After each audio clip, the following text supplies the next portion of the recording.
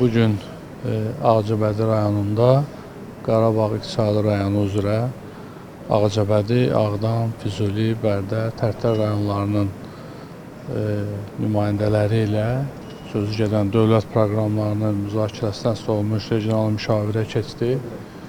Hesab edirik ki, bu müşavirə dövlət proqramında qarşıya qoyulmuş hədəflərin, məqsədlərin izahı, bu barədə ictimaiyyətin, fermerlərin, sahibkarların və xüsusilə də yerli icra hakimiyyəti orqanlarının məlumatlandırılması baxımından xüsusi əhəmiyyət daşıyır. Eyni zamanda bu regional müşavirədə həmin qeyd etdiyim dövlət qurumlarının koordinasiyalı fəaliyyətin təşkili baxımından da xüsusi əhəmiyyət olacaqdır.